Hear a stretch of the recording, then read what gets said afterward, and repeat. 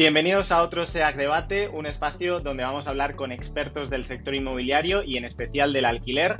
Y a todos los que nos estáis escuchando, no os olvidéis de darle like y de suscribiros. Mi nombre es Edu Sad, soy arquitecto y soy creador de contenido en el sector inmobiliario y para mí es un placer estar hoy como moderador de este SEAC Debate. Hoy me acompañan Pedro Bretón, CEO de SEAC, de Sociedad Española de Alquiler Garantizado, y Javier Medina, que es emprendedor y es inversor inmobiliario y creador del canal de YouTube Libre a los 30, donde nos comparte su camino hacia la libertad financiera a través precisamente de la inversión en inmuebles. Bienvenidos, chicos, ¿cómo estáis? Bueno, un placer, a ver qué podemos aportar a la gente. Pues encantado de teneros con nosotros y nada, a ver si compartimos experiencias, ¿no? Que es lo que realmente a la gente le gusta escuchar, experiencias reales del sector del alquiler. Hoy vamos a abordar un tema que a muchos les interesa. El sector inmobiliario es uno de los más atractivos a la hora de invertir. Yo creo que los tres que estamos aquí así lo consideramos, pero mucha gente para hacerlo pues le genera dudas. Por eso me gustaría empezar preguntando a ti, Javier. En tu canal de YouTube tú ayudas a muchas personas precisamente a eso, a iniciarse en la inversión inmobiliaria. ¿Qué fue lo que te impulsó a ti a invertir, digamos, por primera vez? Bueno, yo al final sí, en el canal voy contando un poco la experiencia, siempre desde la experiencia, los errores o los aciertos, y la gente pues va viendo un poco el camino de alguien que ha empezado como novato y ha ido adquiriendo experiencia a base de leches. Y pues si puedo ayudar a alguien a saltarse esos golpes, pues genial. Y a mí lo que me impulsó fue, me gusta mucho esquiar, es una de mis mayores pasiones el esquí, y yo iba mucho a Andorra a esquiar ahí porque de las zonas que me pilla más cerca de Valencia, así con buena nieve y demás, pues tengo que irme para el norte porque Teruel está flojito. Entonces en Andorra me encanta esquiar y siempre alquilaba hoteles, siempre alquilaba el equipo, siempre forfait. Total, que la suma de dinero era importante cada vez que tenía que ir a esquiar, y mi mente dijo, a ver cómo economizo esto, y entonces me puse a mirar pisos por allí y terminé comprando un apartamento ahí a pie de pistas, a 2 minutos de las pistas, por 42.000 euros, perdón. Pues hace... O sea, esa fue tu primera inversión. Esa fue la primera inversión inmobiliaria, exacto, pero sin ningún conocimiento, sin capital prácticamente. Yo en ese momento era autónomo, tenía mi empresa de floristería pequeñita, pero no facturaba casi, no ganaba casi dinero. Y pedí 2 préstamos personales, compré aquello y las veces que iba yo a esquiar lo bloqueaba y lo usaba yo, y el resto del año lo delegaba en una agencia que lo alquilaba y me generaba también un dinerillo. Entonces, pues bueno, con el paso del año dije, ostras, pues no solo he ido a esquiar gratis y que me he alojado ahí gratis, sino que aparte me da un retorno esta inversión que he hecho, y a partir de ahí pues me abrió un poquito la mente, y ya fue cuando empecé a invertir ya sí todo el 100% aquí en España, concretamente en Valencia, la Comunidad Valenciana. Qué bueno. Y en tu caso, Pedro, ¿cómo fue que empezaste? Bueno, lo mío fue un poco por casualidad también, porque compré un piso para vivir yo en Zaragoza. Y al poco de comprarlo, cuando lo habíamos tumbado para empezar a reformarlo, decidí venirme a Barcelona a trabajar. Y bueno, ahí empecé un poco mi andadura. Yo ya me dedicaba al sector inmobiliario. Yo empecé en el sector inmobiliario en 2001. Entonces, bueno, he ido recorriendo todas las opciones. He estado en todos los roles posibles del sector inmobiliario. Y bueno, pues entre gestión y iba comprando, alquilando, siempre, sí es cierto que siempre alquiler tradicional, ¿no? Residencial de toda la vida. Y a partir de ahí luego sí que he ido haciendo pues otras cosas, comprar, vender, comprar, alquilar, algo de turístico, algo de habitación, pero sobre todo alquiler residencial. Qué bueno. Y Pedro, desde SEAC, ¿tú qué le recomendarías a una persona que quiere comprar su primer inmueble para alquilarlo? Bueno, pues sobre todo, primero ante todo, tener claro que el piso que compras para alquilar es eso, es para alquilar, por lo tanto, crearte un plan de acción claro, dónde quieres estar de aquí a unos años para ir planificándote, ¿no? Y tener claro que un piso para ti no es lo mismo que un piso para alquilar, ¿no? Entonces, al final, lo que va primar aquí son los números, ¿no? Mucha gente que quiere comprar un piso, ponerlo en alquiler como si fuera para él, lo van a amueblar, lo van a reformar, y luego a lo mejor el perfil de inquilino que viene, pues es un perfil que no quiere amueblar, que ya quiere sus propios muebles, entonces empezar poco a poco y sobre todo asesorarse, ¿no? Yo lo primero que haría es acudir a un asesor fiscalista y que nos dé un poquito de información. Pensemos que si voy a comprar un piso y mi intención es tengo unos ahorros, lo voy a alquilar y lo voy a dejar ahí en alquiler, pues a lo mejor necesitas menos información, pero si quieres crear esto como tu negocio o crear un colchón para el día de mañana cuando necesites dejar de trabajar, tener ahí unos ingresos, es importante planificarte, ¿no? Porque saber dónde puedes ahorrar a la hora de pagar impuestos es importante, porque al final la rentabilidad te va a mermar, ¿no? Si no tienes en cuenta esto. Entonces, crearte un pequeño plan de negocio, pero... Exacto, a nivel de finanzas personales, digamos, ¿no? Y en tu caso, Javier, tú te dedicas al alquiler, pero concretamente al alquiler por habitaciones, ¿no?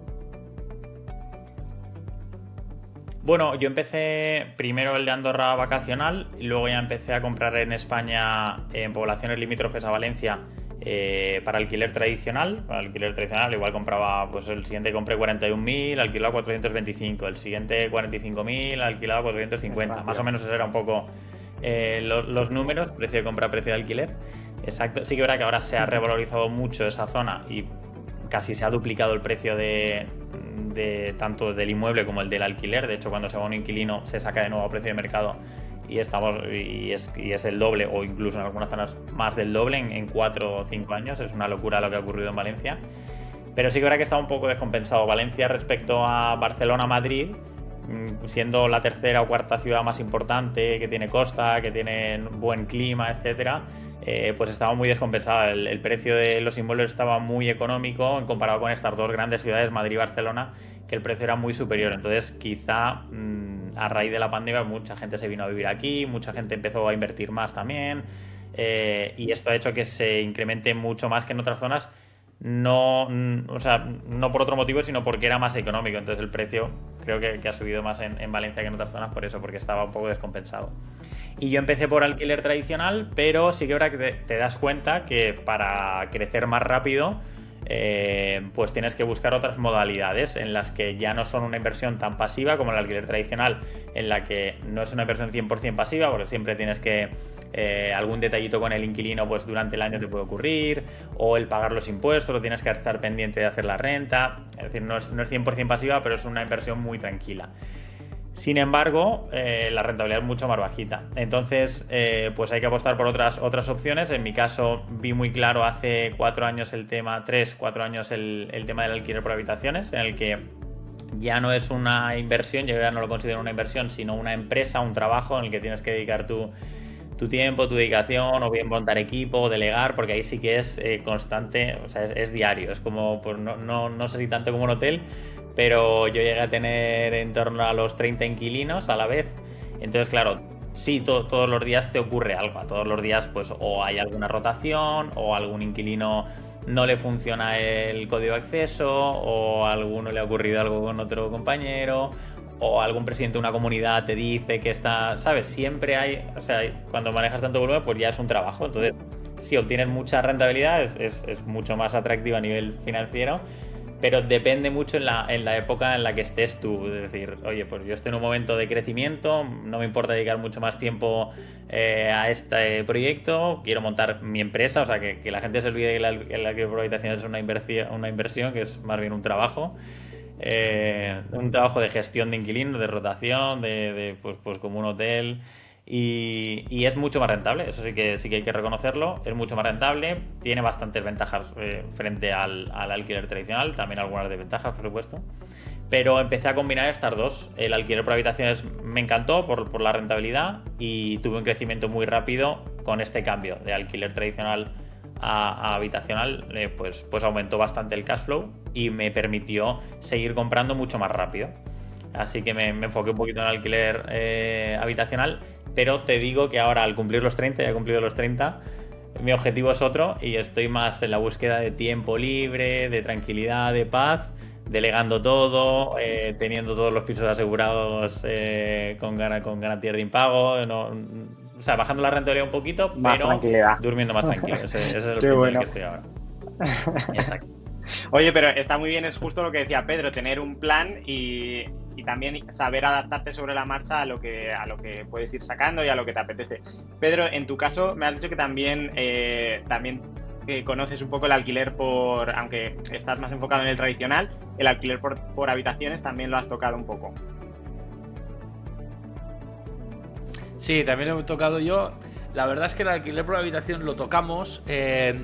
Nosotros lo tocamos por aprendizaje, ¿vale? Porque el alquiler, nosotros a la hora de invertir nunca habíamos utilizado este sector, ¿no?, de alquiler de habitaciones, pero vimos una necesidad de poder garantizar desde SEAG el alquiler de las habitaciones.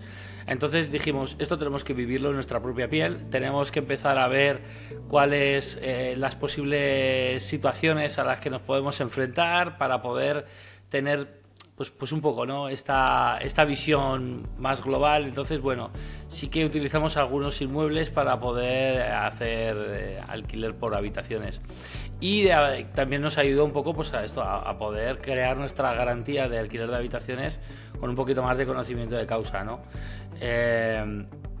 Y es lo que dice Javier, o sea, realmente el alquiler por habitaciones es un trabajo, o sea, aquí necesitas una persona que esté atento a las necesidades de los inquilinos, porque al final pensemos que si la convivencia entre parejas muchas veces es complicada, imagínate entre personas que no se conocen, ¿no? Entonces tienes que tenerlo todo bien estructurado, una persona encargada y responsable de poder atender cuáles son los posibles conflictos que puedan surgir en la convivencia, porque esto al final puede generar impagos también. O sea, si tú alquilas habitaciones y te desentiendes, como sí que se puede hacer un alquiler tradicional, ese malestar de algunos inquilinos se puede transformar en impagos, ¿no? Entonces, bueno, es un alquiler que al final implica mayor esfuerzo, mayor coste y también mayor rentabilidad, ¿no? Es que si no, yo esto lo he dicho alguna vez, es que si no fuera así, si no ofreciera mayor rentabilidad, como ahora por ejemplo en Cataluña, que los pisos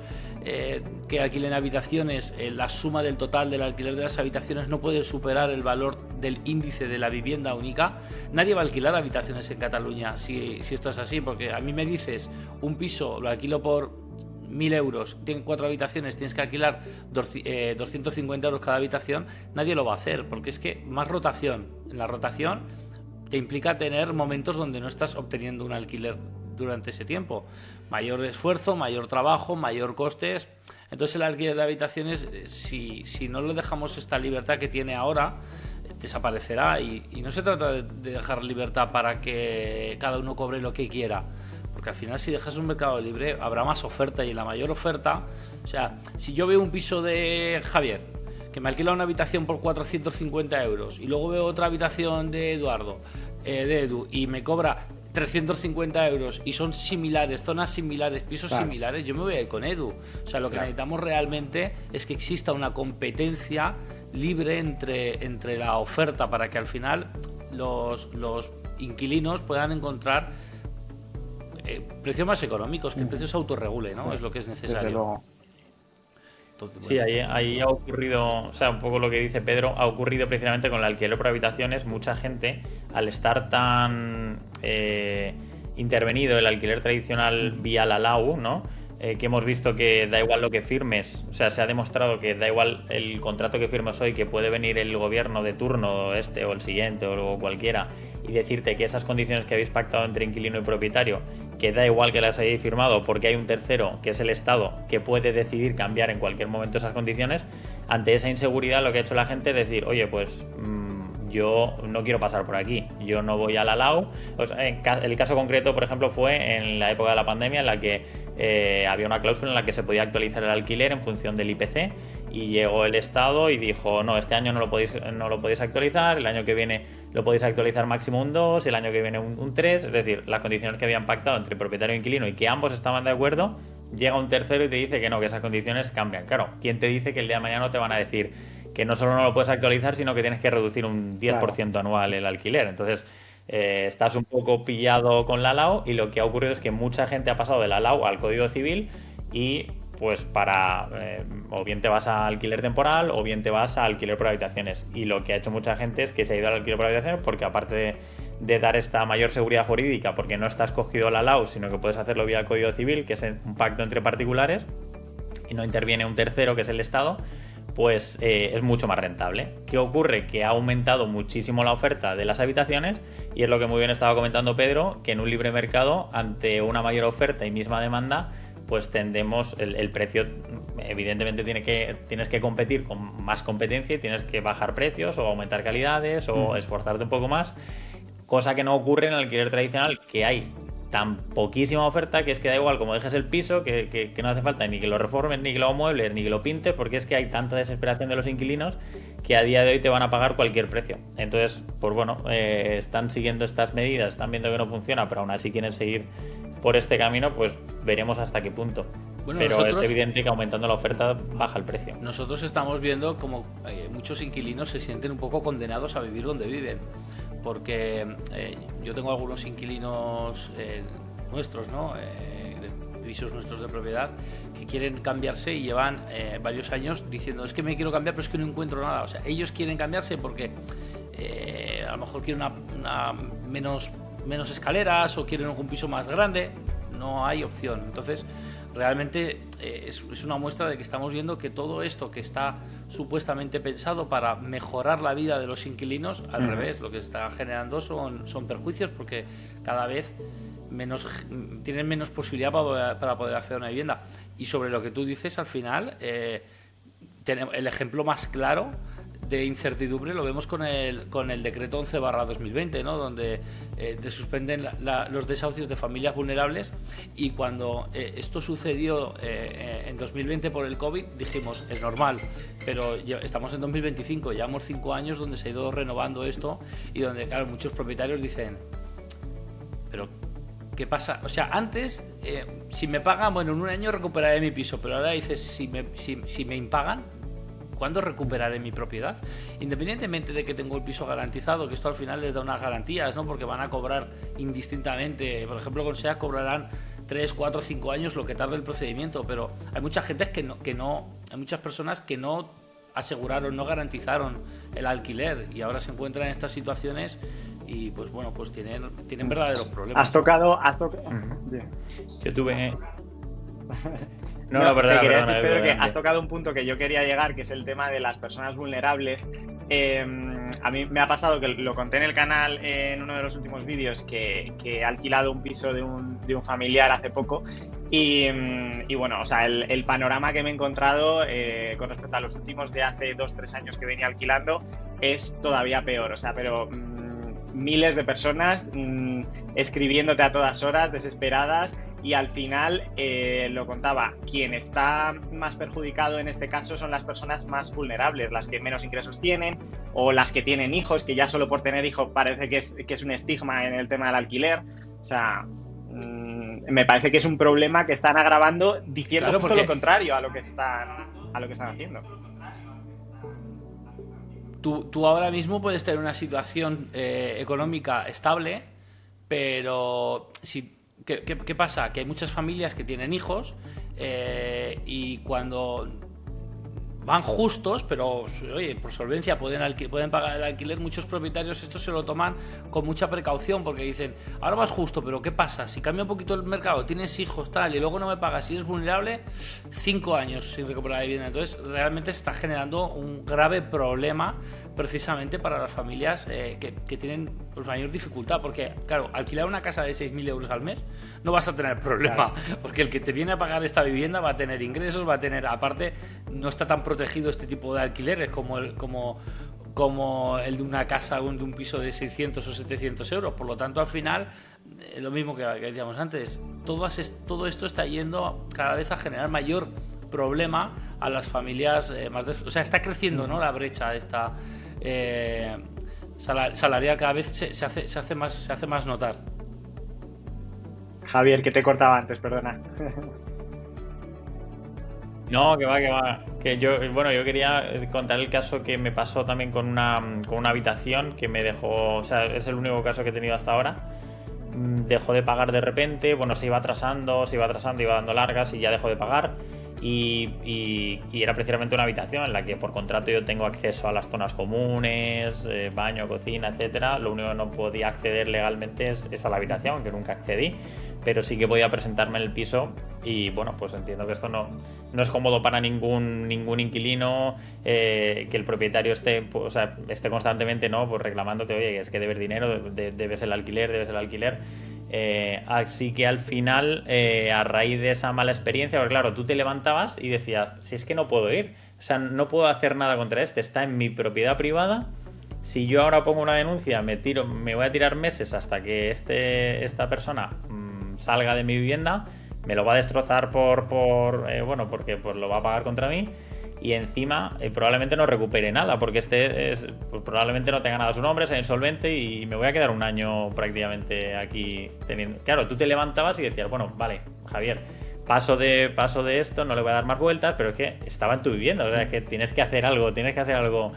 Y claro, desde el Estado, desde los políticos, pues tampoco te apoyan, tampoco te sientes respaldado, ¿no? Yo creo que en cualquier otro país la propiedad privada es sagrada.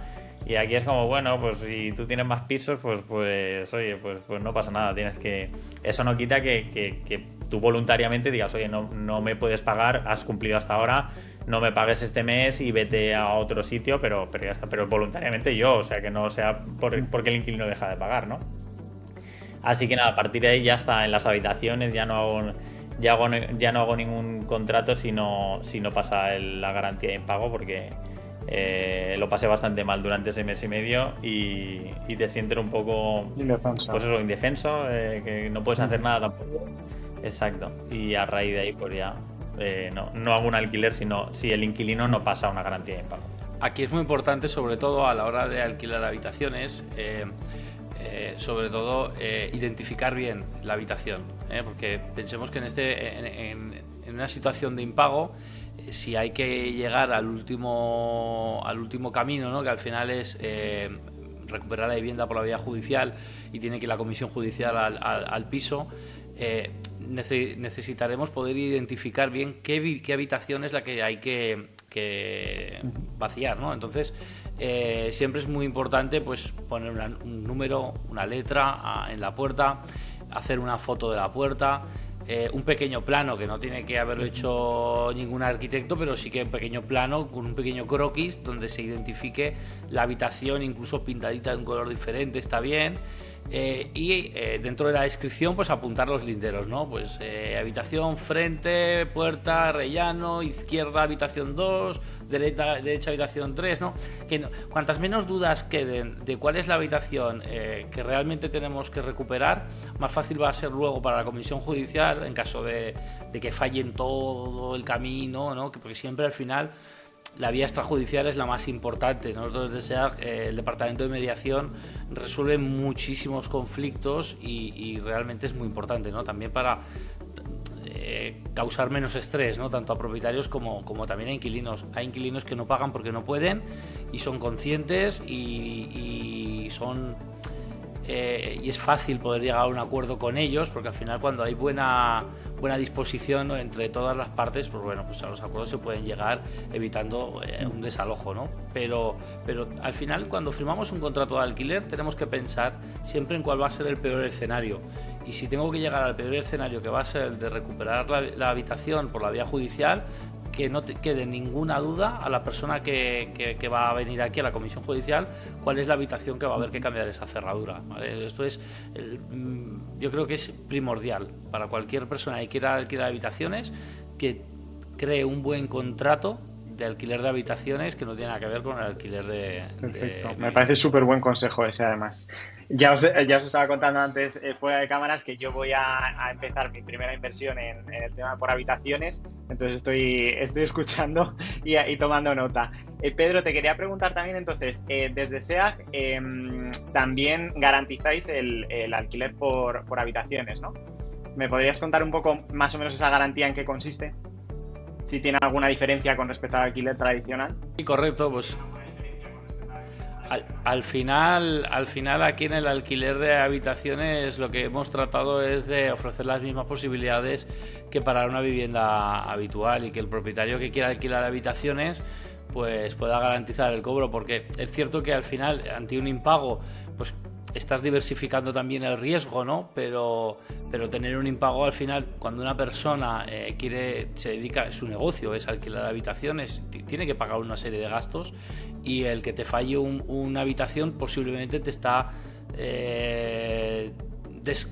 ya desmoronando, ¿no?, toda la rentabilidad que podías tener durante, porque imagínate, si vas a estar 1, 2 o 3 o 4 años sin cobrar el alquiler de una habitación, la rentabilidad ya se te ha ido, los números ya se te han ido por el suelo, porque al final que a ti te dejen de pagar no significa que tú no tengas que pagar la luz, ni el agua, ni el gas, ni tengas que dejar de pagar la comunidad, ni la contribución, ¿no? Entonces al final es importante esto. Además, muchos propietarios, que es a lo que vamos siempre, ¿no? Muchos propietarios, el tener un procedimiento judicial, ¿no?, presentar una demanda, por más que tengan razón y ellos sean los que van con la razón, ¿no?, por delante, con un contrato incumplido, la verdad es que lo sufren, ¿eh? Entonces, bueno, pues aquí al final se apertura la incidencia y automáticamente el departamento jurídico de SEAG y el departamento de mediación va a empezar a caminar. El propietario, siempre lo que le decimos es: desconéctate, o sea, no hables con el inquilino, no lo llames,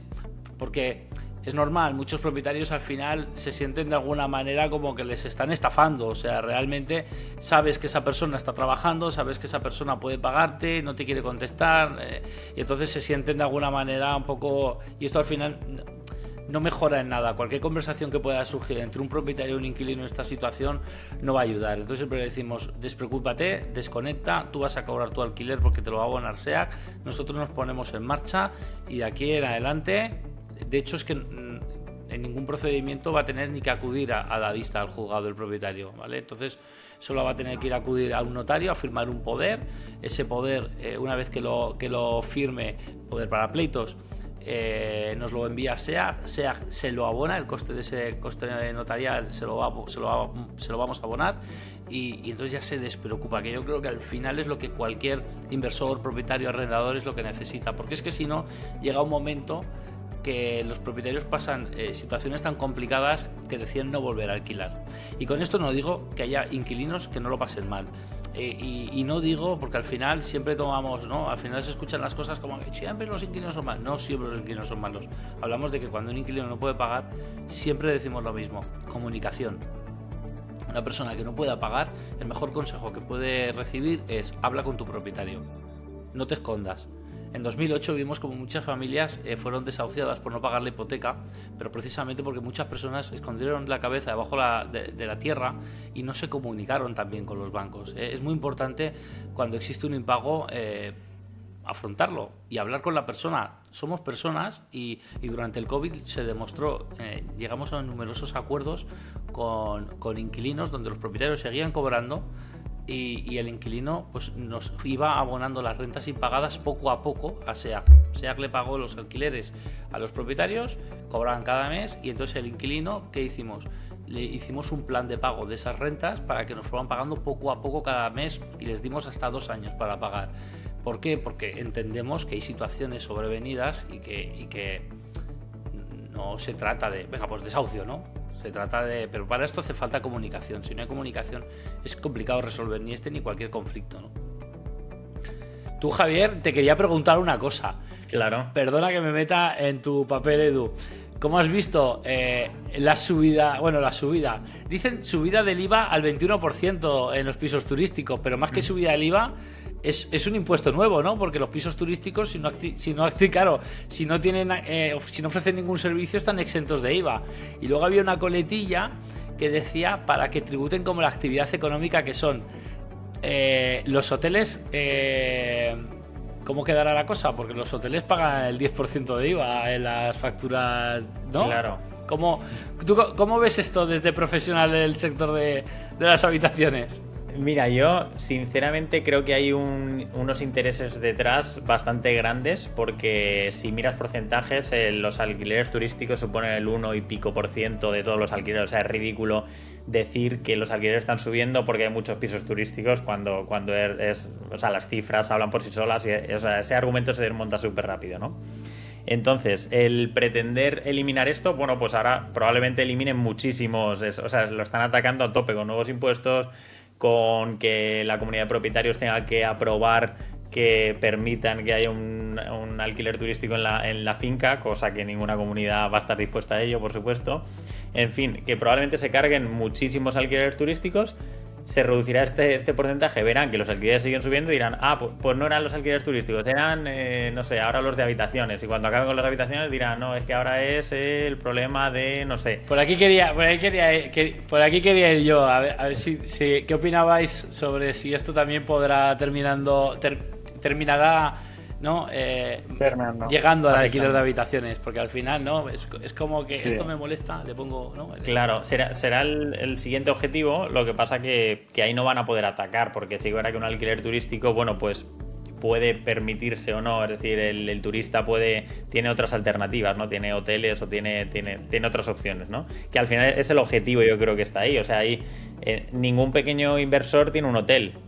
Los pequeños inversores tienen 1, 2, 3 pisos turísticos, o sea, te estás cargando al pequeñito inversor, el que ha ahorrado toda su vida y se ha montado ahí un mini negocio, a ese te lo estás cargando, pero sin embargo le estás quitando toda la competencia a los hoteles, que son grandísimas empresas, que esos sí que manejan mucho dinero, tienen mucho poder y están beneficiando evidentemente. O sea que esta gente del gobierno que dice, como siempre, beneficiar a la gente menos pudiente o más perjudicada, es que las acciones van justo en el lado contrario, es que, constantemente. Y muchas veces los hoteles son los que terminan también utilizando estos pisos turísticos, porque muchos hoteles alquilan pisos turísticos para ampliar su servicio. Entonces, claro, cuando un hotel está pagando un 10% de IVA y luego al piso turístico estás cobrando un 21%, estás creando también, ¿no? una descompensión, ¿no? Descompensas mucho esta pequeña...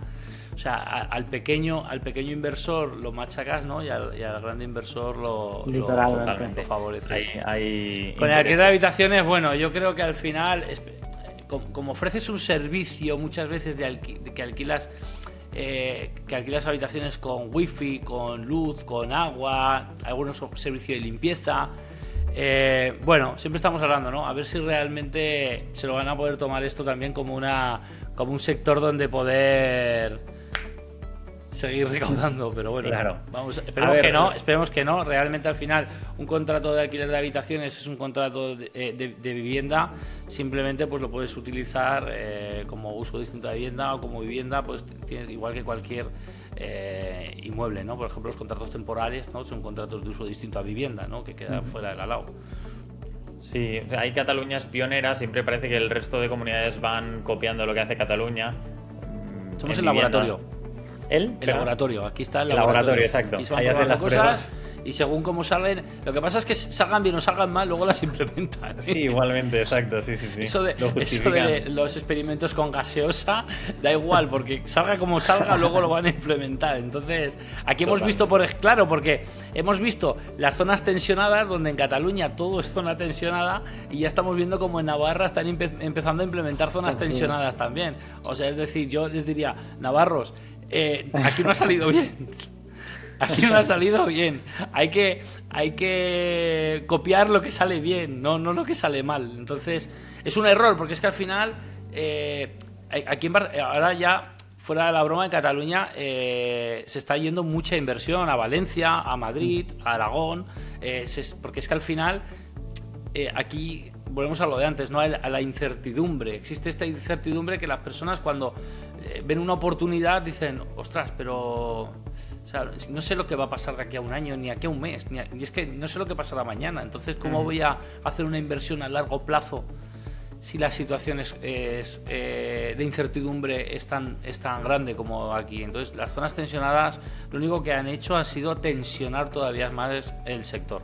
Además, tenemos zonas, vas a Pedralbes, unas zonas más altas de Barcelona, y es zona tensionada, porque es que eso todo hace zonas tensionadas. Solo te salva. Sí que es cierto que hay una parte aquí donde hay muchos inversores que están salvando esto, y esto va muy bien para, por ejemplo, las personas que quieran alquilar habitaciones en Barcelona. los pisos que tengan más de 150 metros, porque los pisos de más de 150 metros no tienen índice de referencia. Entonces, por lo tanto, claro, un piso que tenga 4 habitaciones, tenga más de 150 metros construidos, al no tener índice de precio, no tienes un límite, el precio, las habitaciones no las podrás alquilar por el valor que creas oportuno. Entonces, bueno, por esta parte es que algunos inversores están optando por casas o por pisos muy grandes de más de 150 metros construidos para transformarlos en alquiler de habitaciones. Pero es que al final date cuenta que todo esto es una inseguridad jurídica tan alta que tienes que ir, o sea, te cambian las reglas, en un mismo partido te cambian 7 veces las reglas en un contrato de alquiler. Entonces, ¿cómo no va a tirar eso para arriba los precios? Es que es imposible que no lo haga. Yo que estoy en Madrid, que muchas veces desde fuera, a ver, comparando con las zonas tensionadas y tal, pues se puede ver como la panacea, pero ya os digo que tampoco es que lo sea. La tendencia que yo veo a nivel de normativa urbanística y demás, que luego sabemos que la normativa del Plan General de Madrid siempre permea a muchos otros municipios, es precisamente lo que comentabais antes, que se está yendo contra el pequeño inversor. O sea, están yendo a saco contra el pequeño inversor, tanto en el alquiler turístico, que están imposibilitando. Ya tuvimos con el Plan Carmena que simplemente se podía hacer legalmente en un local prácticamente con acceso desde la calle, acceso independiente. De ahí se cargaron el 90 y tantos % de alojamientos turísticos, les hicieron como, digamos, ilegales. Y luego se quejan de que no, es que la mayoría son ilegales. Claro, si tú los haces ilegales de un día para otro.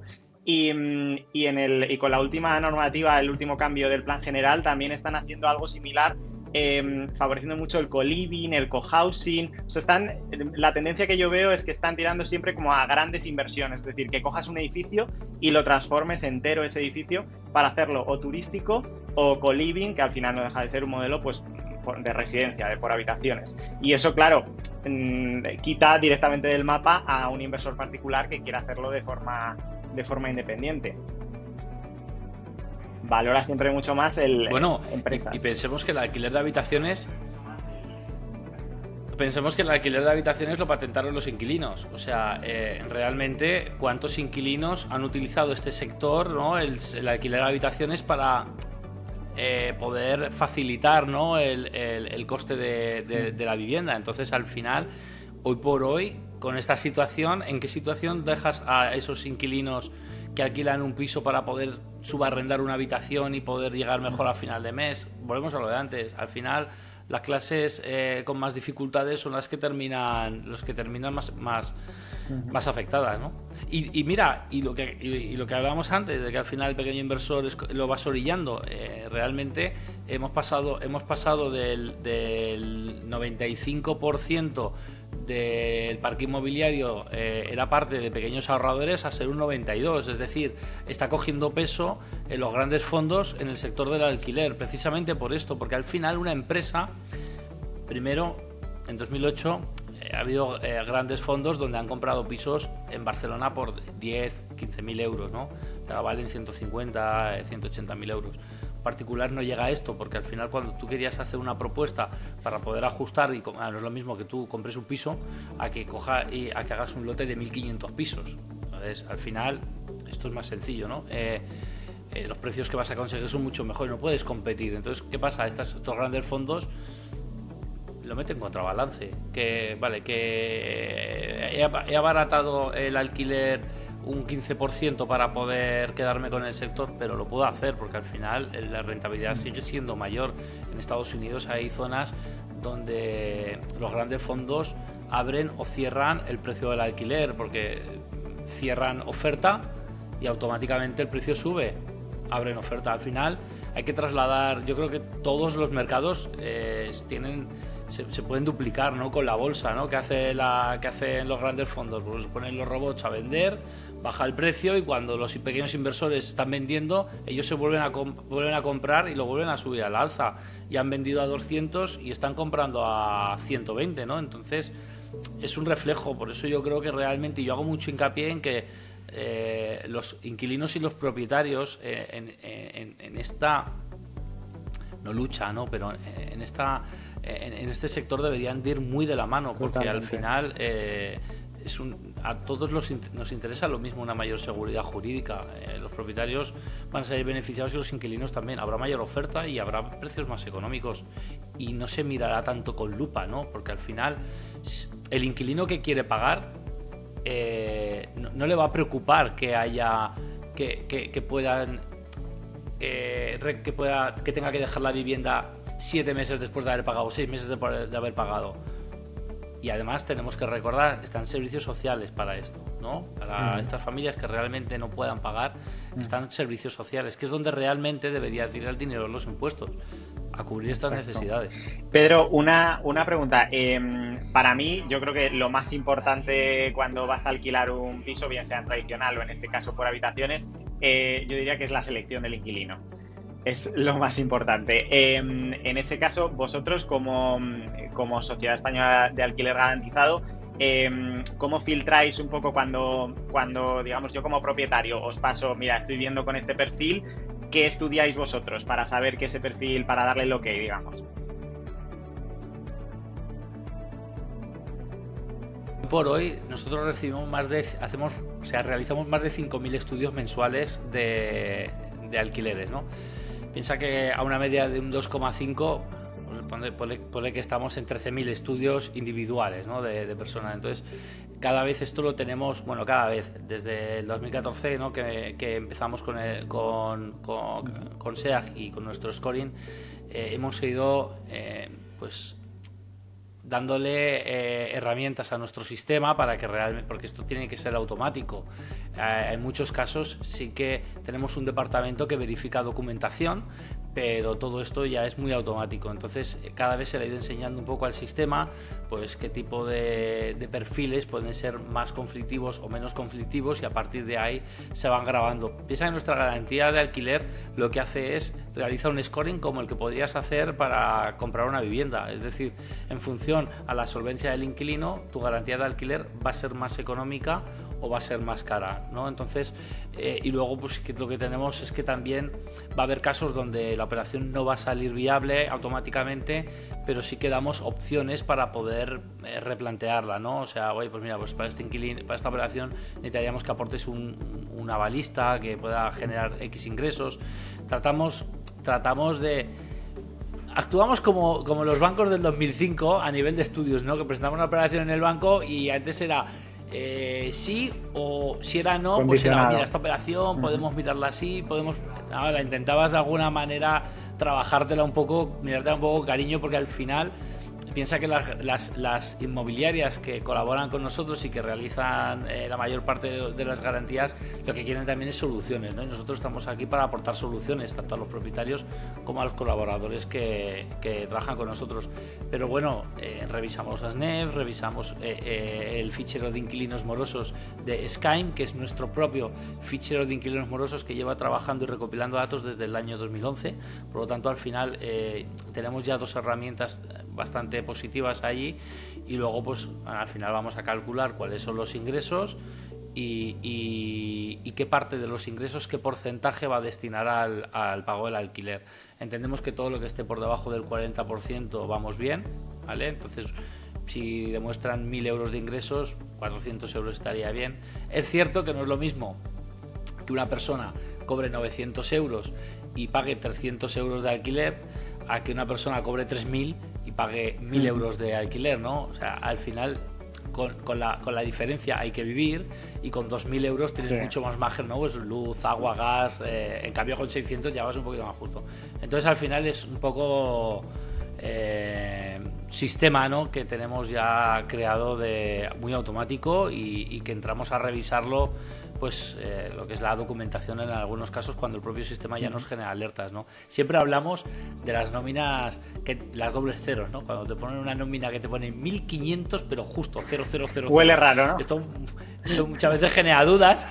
Huele raro, ¿no? Entonces, bueno, ahí lo tenemos bastante automatizado todo el sistema. Genial. Es que es súper importante eso hoy en día, una empresa que ofrezca soluciones en el sector inmobiliario, porque hay tantos flecos sueltos legalmente que lo que decíamos, se está orillando mucho a los inversores tradicionales, que eran pequeños ahorradores de toda la vida, y al final los que quedan lo que yo veo, los que quedan en el tablero son o empresas o inversores ya muy profesionales que ya se conocen muy bien esto y cuentan con esos riesgos que evidentemente están descontados ya, están sumados en el precio del alquiler. Javier, en tu caso, no sé si me podrías compartir algún truco de en qué te fijas tú cuando vas a seleccionar inquilinos para el modelo de habitaciones. Claro, bueno, a ver, yo en las habitaciones lo que hago es que incentivo un poco la escasez. Esto lo descubrí un poco pues, por casualidad. Cuando hay una habitación libre, ahora no lo gestiono yo, ya lo delego, pero cuando lo gestionaba yo, pues publicaba un anuncio, ¿no? Y convocaba a la gente que estaba interesada antes de pedirle documentación. A diferencia que haría en un alquiler tradicional, pues aquí los convocaba directamente en la vivienda, todos a la misma hora. Entonces incluso había veces que si había mucho interés por esa vivienda, pues había cola en la puerta incluso y iba pasando poco a poco. Y esto a ellos les generaba una sensación de escasez, de oye, pues si hay 4 habitaciones y somos 10, hay 6 que se van a quedar sin habitación. Entonces, y además, conforme los primeros van entrando y van reservando, claro, y el siguiente que entra le dices, oye, esta ya no está disponible porque el chico que acaba de venir ya la ha reservado, te enseño las otras 3 que hay libres. Pues esto le genera una sensación todavía mayor de escasez y de decir, oye, es que hay 6 o 7 detrás de mí y es que no me da tiempo a pensármelo. Ojo, al igual que nos ocurre a nosotros a día de hoy cuando vamos a mirar un piso para comprar. Estamos en la misma situación, que como sea una buena oportunidad, o lo reservas en el momento o te quedas sin el piso. Pues aquí es un poco igual, el generar esa escasez. Me pasó, o sea, aporté o sea, lo hice de esta forma un poco por decir... porque la primera vez que lo hice convoqué cada media hora y pues la mayoría no vinieron, o sea, no sé si convoqué a 15, claro, me tiré toda la tarde ahí y igual venía uno cada hora y media, exacto, y digo, nada, esto no me vuelve a pasar, los convoco a todos a la misma hora, si hay gente que no viene, pues no viene, pero los que vienen se encuentran así.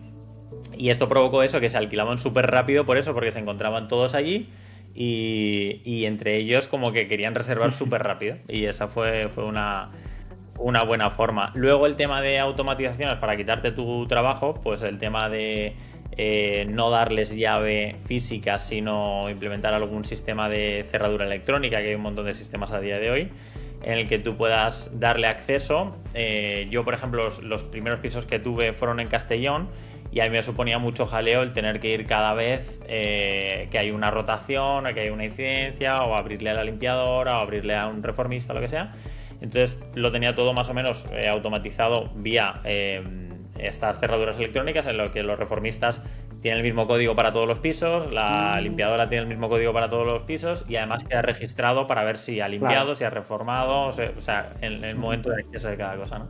Y los inquilinos igual, a la hora de hacer una rotación, pues no hace falta que vaya yo a entregarle la llave, sino que puede ser uno de los inquilinos anteriores el que enseñe la propia habitación y hacer la firma del contrato, el pago de la reserva, todo a distancia, y la entrega de llaves no sería necesaria, sino que se le manda el código de acceso que se le da de alta el día que inicia el contrato y a partir de ahí puede entrar y listo, y no hace falta que estés presencialmente. Luego pues si no fuera posible, pues siempre tenía alguien en la zona de Castellón al que le pagaba o bien por horas o bien por trabajos concretos de oye, vete para allá, enseña el piso, o vete para allá, mira a ver qué ocurre con este inquilino, pero intentaba evitar, ya que pues para mí me suponía 1 hora ida, 1 hora vuelta, más el tiempo que estuviera ahí, más la gasolina, pues mínimo, valorando, yo qué sé, como mínimo 10 euros mi hora, pues ya eran los 50 euros que hay para tener a alguien ahí, exacto.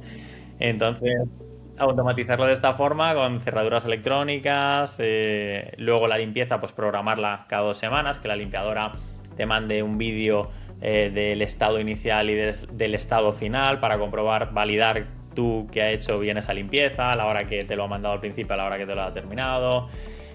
Bueno, y llevar muy bien el control de los pagos. Al final, cuando son alquileres tradicionales es muy sencillo ver Si tienes 5 pisos por 5 ingresos, ya dices, ya me ha pagado todo el mundo, pero cuando tienes habitaciones, pues mínimo son 4 o 5 pagos por piso. Entonces, si tienes 5 pisos por 5, pues ya vas a 25 pagos, que algunos te lo hacen por Bizum, otros te lo ingresan en cajero, otros te hacen transferencias, otros te lo ingresan sin ningún concepto, otro te lo ingresa el familiar que tiene en otra zona, o sea que es un follón. Pues llevarlo bien en Excel, o también hay webs en las que lo tienes todo preparado y puedes ir actualizando, y pues este ha pagado, este no. El día 5 revisarlo todo, y el día 6 pues oye, avisar a los que oye, no ha pagado, recuerda que tienes una sanción por día de atraso, estar un poco encima, porque al final pues eso, el que alquila una habitación pues la mayoría, o sea, no todos, como comentábamos antes con Pedro, hay perfiles que alquilan una habitación por comodidad o porque está en una zona temporalmente y no quieren una vivienda completa, no le hace falta, pero hay mucho perfil, concretamente el que me enfocaba yo, más por necesidad. Oye, alquilo una vivienda, o sea, alquilo una habitación porque no puedo, no tengo capacidad todavía de alquilar una vivienda. Como si nos fuéramos nosotros a vivir a Estados Unidos, pues la diferencia de precio probablemente tendríamos que alquilar una habitación y aspirar a poco ahorrar, invertir, trabajar y el día de mañana una vivienda, ¿no? Entonces, claro, este perfil pues muchas veces se atrasa, hay que estar más encima y bueno, pues como comentaba, pues supone un trabajo extra, pero si lo tienes tú bien organizadito, pues a nivel mental no es tanto caos. Qué bueno. Y una cosa, chicos, por recoger un poco el guante de lo que estabas hablando, tú en tu canal de YouTube muestras a la gente cómo alcanzar la libertad financiera, ¿no? A través de la inversión en inmuebles. ¿Vosotros pensáis que se puede construir patrimonio empezando con poco dinero, digamos? O sea, por imaginarnos en la posición de, vale, ahora no somos el propietario, somos la persona que alquila una habitación, que está empezando su vida, que decide alquilar una habitación para tener menos gastos, poder ahorrar un poco más, pero aún así pues tiene poco capital. ¿Creéis que desde esa situación se puede llegar a crear un patrimonio inmobiliario? Sí, por supuesto. Mira, yo hace unos días he comprado el último piso que he comprado por 45.000 euros. El banco me ha financiado el 90% por los ingresos de mis empresas, exacto. Entonces yo he puesto de capital propio 4.500 más el ITP, otros 4.000, 4.500, pongamos 9.000. 9.000 euros supone un ahorro de 300 euros durante 3 años, 300 euros al mes durante 3 años, o de 125 euros, o sea, 250 euros al mes durante 3 años, o 125 euros al mes durante 6 años, algo que yo considero bastante viable para el 99% de la gente que quiera hacer un esfuerzo, evidentemente, el que prefiera gastárselo en, yo qué sé, no llego a final de mes, pero es que me compro tabaco todos los meses y me gasto 120 euros al mes, pero es que prefiero esto a ahorrar. Pues ahí ya o sea, el perfil este no. Pero el que realmente quiera, yo creo que es completamente viable. Este piso ahora se va a alquilar 450, 500 euros. La cuota de la hipoteca son 180 sin bonificaciones, o sea, con bonificaciones igual se quedan 150. O sea, unos de cash flow me pueden quedar en torno a 300. Claro, si yo antes era capaz de ahorrar 250 y ahora tengo otros 300 al mes, pues ya estoy ahorrando un poquito más todos los meses sin tener que hacer más esfuerzo por mi trabajo. Entonces es más fácil ahorrar, ya no necesito 6 años, sino que igual necesito solo 3, o si estaba en 3, pues ahora necesito 1,5 para poder comprar el siguiente. Y cuando compre el siguiente, lo mismo, tengo un poquito más de cash flow y ya no necesito otro 1,5 año, sino que igual en cada año puedo comprar un piso. Y es una renta más, es un cash flow más que se va sumando. Y ahí ya depende el plan de cada uno. Hay gente que dice, yo quiero trabajar toda mi vida, a mí esto me encanta, pues adelante y tienes un salario extra. O hay gente que dice, estoy quemado de mi trabajo y yo quiero salir cuanto antes y lo que quiero es cuanto antes tener mi cash flow y vivir de mis rentas. Bueno, ahí cada uno que se haga la planificación, pero por supuesto que es viable, Edu, y lo que pasa es que como todo en la vida, hay que esforzarse, hay que quitarse caprichos al principio y lujos y saber a dónde quieres llegar. Bueno, en mi caso, chicos, yo me pasó algo similar. O sea, más que en la libertad financiera, yo creo que al principio tienes que pensar un poco en la tranquilidad financiera. Es decir, oye, ¿para qué? Mucha gente dice, ¿para qué voy a hacer todo esto para conseguir 150, 200 euros más al mes? Ya bueno, pero es que ¿cómo te va a cambiar la vida con ese dinero extra al mes? A lo mejor en tu trabajo ya no aceptas pasar por ciertas cosas porque dices, bueno, y lo que tú decías, el siguiente vas a llegar mucho antes, al final se genera una bola. Yo en mi caso no fue ni para seguir trabajando ni para dejar de trabajar, fue más bien para cumplir con un sueño que yo tenía, que era dejar de trabajar para una empresa y establecerme totalmente 100% por mi cuenta.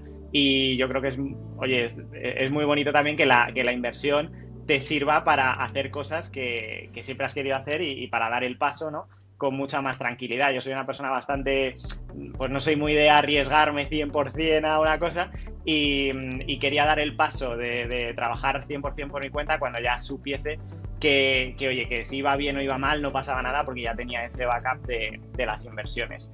Y Pedro, en tu caso, ¿tú qué opinas sobre esto? Lo de construir un patrimonio, digamos, desde cero, que hay mucha gente que piensa que es imposible.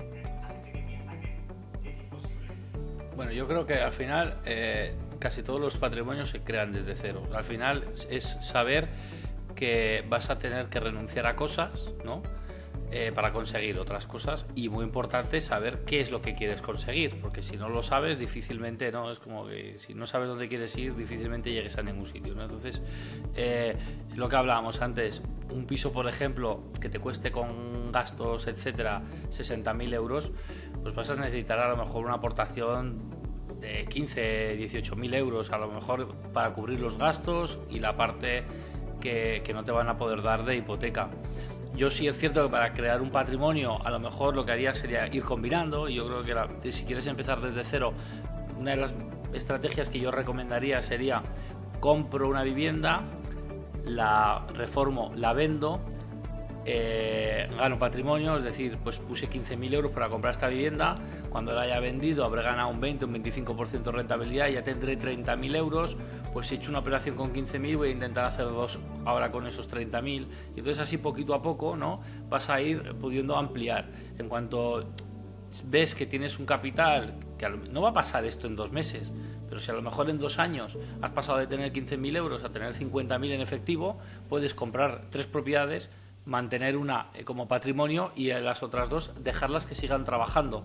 Entonces yo creo que al final es lo que tú decías, ¿no? Para ganar 150.000 euros al mes, pues no hago esto. No se trata de 150.000 al mes, se trata de 1.800 euros al año. Y si además haces esta estrategia de alquiler de habitaciones, posiblemente vas a poder generar ahorros suficientes para que ese piso alquilando habitaciones a lo mejor en 3 años te permita tener un inmueble extra. Porque al final yo creo que tú al principio lo que haces es compro y vendo, aumento mi cash flow para poder hacer que siga multiplicando, pero cuando tú ya te abres a alquilar, tú ya tienes 2 fuentes de ingresos.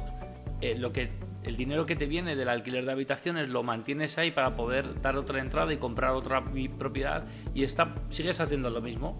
Cuando tenga opción para comprar 3, 1 me lo paso a patrimonio y 2 sigo trabajándolos. Que al final todo esto es muy bonito, pero hay que tener en cuenta una cosa: si esto se hace para tener un colchón económico para el día de mañana, para tener ingresos extra, tú cuando montas un negocio, ¿no? Si tú montas, por ejemplo, una floristería, ¿no? Por ejemplo, tú no dices, bueno, este mes tengo en caja 15.000 euros. Tú no coges esos 15.000 euros y te los gastas, porque entonces no vas a poder comprar género, por lo tanto el mes que viene no vas a vender nada.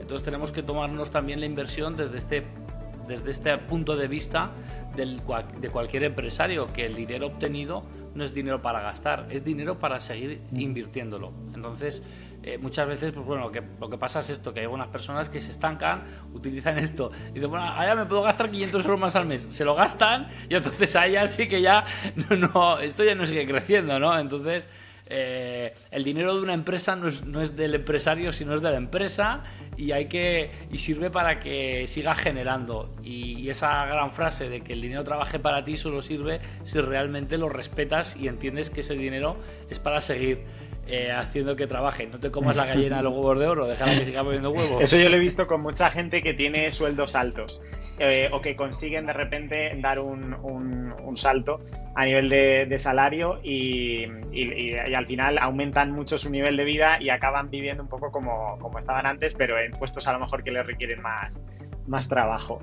Bueno, por ejemplificar un poco esto, os lanzo la pregunta: si vosotros tuvierais que empezar hoy desde cero, vamos a poner con una cifra como 30.000 euros, que es algo que más o menos un trabajador puede haber en unos años haber ahorrado, ¿Cómo empezaríais? ¿Cuál sería vuestra estrategia? Bueno, yo empezaría por algo más rentable, lo que comentábamos, algo que requiera de tu tiempo, un alquiler por habitaciones, un modelo de rent to rent en el que la inversión inicial es más inferior, pero bueno, que requiere más dedicación, modelos incluso de, oye, si yo no tengo capacidad para comprar inmuebles, pero me están llegando ofertas porque tengo tiempo para moverme, pues igual hacer incluso de la figura del personal shopper o intermediar en alguna operación. Bueno, ahora está muy de moda el tema de home staging, pues también, pues enfocarme. O sea, hay modelos dentro de la inversión inmobiliaria infinitos en el que sin capital o con poco capital puedes empezar a generar dinero, apalancándote en eso, en tu tiempo, en tu conocimiento, y que con el capital de los demás puedas tú trabajar y empezar a crecer. Y con ese dinero pues seguir invirtiendo. Entonces, de todas formas, con 30.000 en comunidades como Comunidad Valenciana, Zaragoza, hombre, no te digo que te vayas al centro de Madrid o a Barcelona, pero puedes dar la entrada para pisos sin problema. Además, si es tu primera hipoteca y tienes ya una nómina, aunque sea mínima, 1.200, 1.500 euros al mes a jornada completa, a día de hoy casi cualquier banco te va a dar financiación, porque hay tan poquita oferta que están deseando dar financiación a día de hoy, no están muy cerrados. Entonces, alguien que tenga un mínimo de nómina de continuidad de un año trabajando y una nómina de 1.300, 1.400, va a poder conseguir fácilmente con esta entrada de 30.000 comprar un inmueble de 100.000, hipotecarse a 25 años y tener una cuota de 300. No sé exactamente cuánto saldría, pero lo veo sencillo para la primera operación. Eso sí, que yo diría no caer en el error de que la primera inversión o la primera compra sea para vivir nosotros, porque ahí ya te cargas todo el modelo. Entonces sé que es lo más guay a nivel mental de decir, hostia, tengo mi casa, es mío, toco el ladrillo y es de mi propiedad, pero te perjudica mucho en esta estrategia de empezar. Además, justo al principio te cargas ya la CIRBE, por lo tanto es mucho más difícil empezar. Eso en el caso de que quieras, ya, yo sigo viviendo de alquiler, esta casa que es de alquiler. En el caso de que alguien pues ya tenga ese cash flow y diga, mira, es que ahora ya me da igual la rentabilidad, yo la compro porque me apetece. Entonces ahí ya sí, pero que sea por algo sentimental y no por números, porque nunca te va a salir los números el comprar para vivir y no el comprar el comprar para alquilar. Pedro, ¿y tú en este caso qué harías con 30.000 euros? ¿Por dónde empezarías? Bueno, pues la verdad es que, como ha hecho Javier, con 30.000 euros realmente es un buen capital para poder iniciar, ¿no? Yo os digo diferentes opciones y luego os digo cuál sería por la que yo iniciaría. Pero, por ejemplo, tanto el rent to rent es una muy buena opción, donde tú ya puedes alquilar un inmueble con la intención de poder subarrendarlo y al final tienes dinero para poder ofrecer garantías a este propietario que te lo permita. Por otras opciones sería el alquiler con opción a compra, donde tú das un dinero de entrada y te comprometes a escriturar la vivienda en 3 años. Con esto también puedes ir alquilando habitaciones, por ejemplo, que es la opción donde más rentabilidad vas a obtener y la que más rápido te va a hacer también poder crecer. Y luego, pues la que yo optaría sería con 30.000, o si tengo claro que voy a comprar propiedades para alquilar y que voy a comprar propiedades para vender, ¿no? Porque al final yo creo que el modelo que más me gusta es a mí hacer un híbrido donde compro y vendo, aumento mi capital de una manera más rápida, ¿no? Porque, claro, si un alquiler te da un 8% de rentabilidad y comprando y vendiendo te da un 25%, pues es que ya estás ganando ya 3 años en 6 meses, ¿no? Entonces, yo creo que la opción que más me gustaría para empezar sería creo una sociedad que se dedique a comprar y a vender inmuebles. ¿Por qué? Porque según donde compres, en qué comunidad te encuentres, tienes bonificaciones en el ITP, que es el impuesto de transmisiones patrimoniales, tienes bonificaciones de hasta el 70%. Aquí en Cataluña, por ejemplo, el ITP es del 10% cuando compras compras para vivir, porque si compras para vivir, si tú compras para vivir, tienes bonificaciones fiscales si cumples una serie de requisitos, que eres menos de 35 años y ganas menos de 30.000 al año. Pero claro, si compras para vivir, significa que tienes que vivir en la propiedad, por lo tanto no vas a poder vender. Así que yo lo que haría sería crearía una sociedad para esta actividad, que única y exclusivamente se dedique a comprar para vender, y entonces así me estoy ahorrando ya directamente, por ejemplo, en Cataluña, un 7% de impuestos. Un 7% te va a ayudar mucho a que tu rentabilidad pues sea un poquito más alta, ¿no? Entonces yo lo que haría sería, constituiría una sociedad, compraría 2 inmuebles, los vendería y haría un poco lo que hemos dicho antes, ¿no? Compro 2 pisos, los vendo, ya genero, paso de tener 30 a lo mejor a tener en torno a 70, 75 de media, por hacerlo más o menos así, o 60, y con ese dinero ya volvería a hacer la operación de volver a comprar y ya iría apalancándome uno de los 2 pisos. Este piso que me quedaría en propiedad, posiblemente esa sociedad que ha comprado el piso lo que haría sería que esa misma sociedad constituya una nueva sociedad patrimonial. Ese piso lo incorporaría en la sociedad patrimonial como capital social y sería la sociedad la que alquilaría ese piso. Siempre es muy aconsejable tener sociedades que hagan cada una su actividad.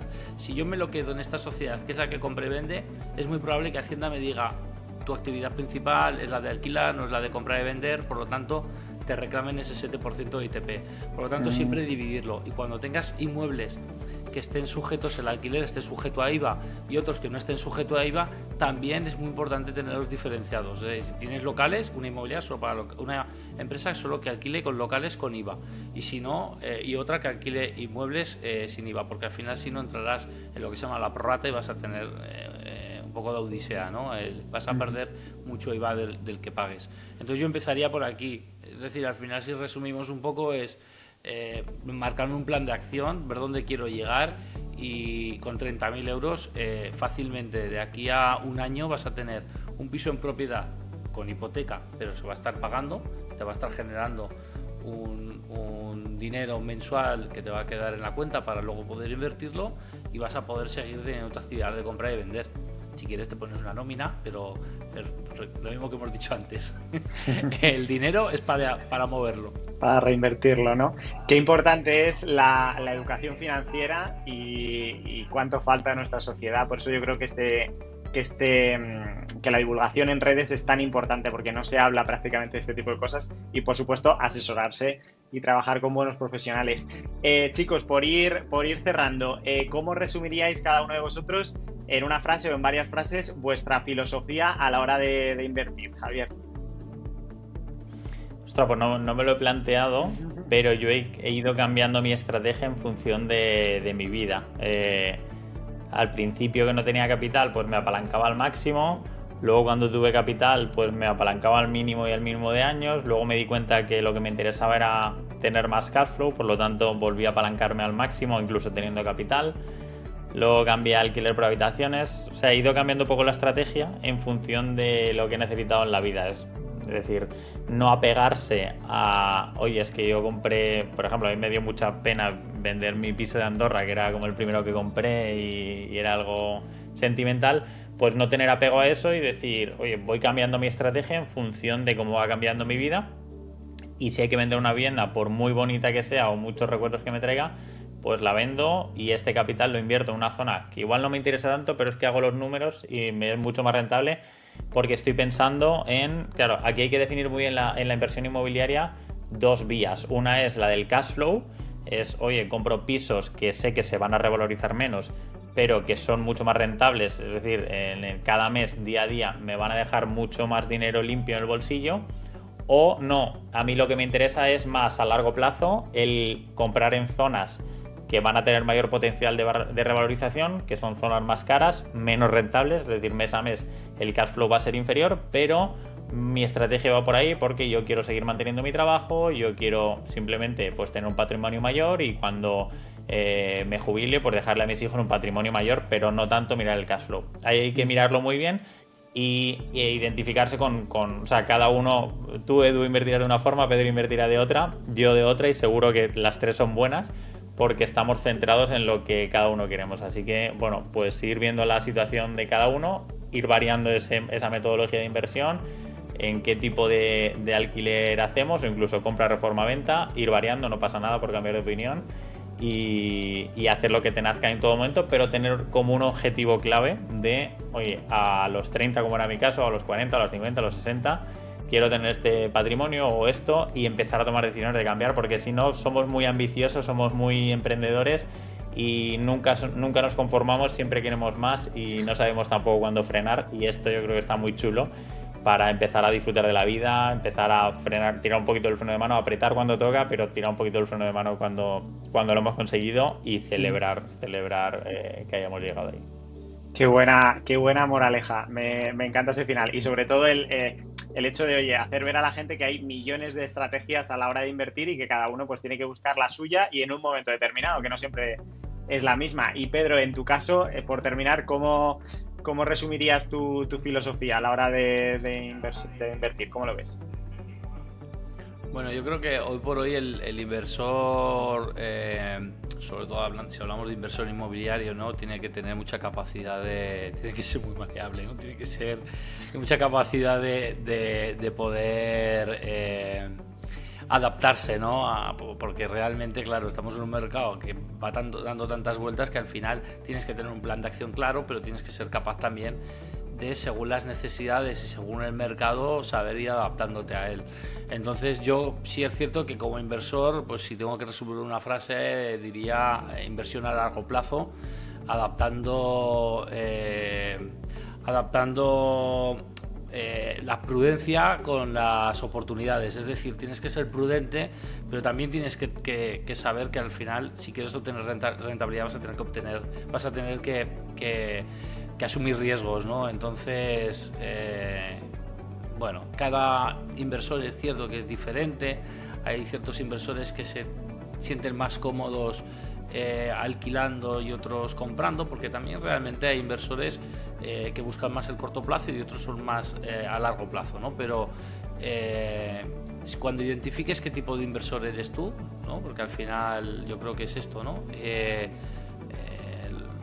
Es sencillo, también un poco es lo que has dicho. Hay tanta información hoy por hoy en YouTube que gracias a todas las personas que apuestan, ¿no? y que aportan sus historias, ¿no? en YouTube, realmente estamos haciendo llegar a muchas personas información que deberían de haber tenido ya en las escuelas y que no se les ha dado, ¿no? Que se les ha enseñado a que trabajen para ganar una nómina, pero no se les ha enseñado qué es lo que tienen que hacer con esa nómina, con ese dinero, porque la gente sale de la universidad y no saben qué es una hipoteca, no saben qué es el TAE, no sabe. Entonces yo creo que esto es importante. La verdad es que hoy por hoy hay que agradecerle a estas plataformas, ¿no? y a las personas que apuestan y que invierten su tiempo también en ellas, porque realmente dan información muy valiosa a personas que quieran encontrar respuestas. Genial, pues hemos llegado al final de este episodio de SEAC Debate. Ha sido un placer escucharos, contar con vosotros. Sobre todo pues para saber un poco más para la gente que nos está escuchando cómo empezar a invertir y cómo construir un patrimonio, y más en tiempos de tanta incertidumbre como hoy. Así que nada, muchísimas gracias, Javier y Pedro. Nada, un placer y enhorabuena a SEA por lo que está haciendo. El otro día leí un mensajito en el grupo de mi comunidad que puso alguien: ostras, reclamé una deuda ayer y hoy me han ingresado el dinero y mandó captura. Y dije, no sé, hasta yo dudé, dije, ¿cómo puede ser tan rápido? Digo, ha venido aquí a hacer spam, pero no, lo conocía al chico y dije, qué fuerte. O sea, que enhorabuena por lo que estáis haciendo, que hacéis buena labor. Muchas gracias por tu comentario, que al final, bueno, pues es importante, ¿no? Que la gente sienta esa tranquilidad, ¿no? Y esa seguridad de saber que si por cualquier causa sobrevenida su inquilino no puede pagar, van a tener sus ingresos ahí. Esta persona tendría la garantía plus, que tiene una opción de sin carencia, que en cuanto hace la reclamación, pues apertura la incidencia, pues se le abona el alquiler. Y también existe la garantía puntual, os la dejo aquí, que es para todo el que tenga necesidad de cobrar su alquiler puntualmente el día 1, SEAC le adelanta la renta del inquilino, el día 1 recibe el dinero en su cuenta y posteriormente el día 5 le cobra el propietario. Sobre todo personas que tengan hipotecas es algo muy importante porque la alquiler hay veces que se retrasa y terminas pagando comisiones. Metí una cuña aquí, pero, pero nada, daros las gracias por este vídeo y espero que haya ayudado a alguien que quiera embarcarse en el sector de la inversión, sobre todo para que el día de mañana pues tengan ese colchón financiero que les permita poder vivir mejor. Pues sí. Pues nada, un placer, chicos. Muchísimas gracias, chicos. Hasta aquí este debate. Ahora me gustaría extender el debate también a la parte de comentarios, escuchar un poco la gente qué opina de lo que hemos hablado. No os olvidéis de dejar un like y de suscribiros y nos vemos en el siguiente debate con más expertos del sector inmobiliario y también con posibles invitados sorpresa, donde seguiremos, por supuesto, compartiendo temas de interés y de actualidad. Nos vemos en el siguiente episodio y hasta pronto.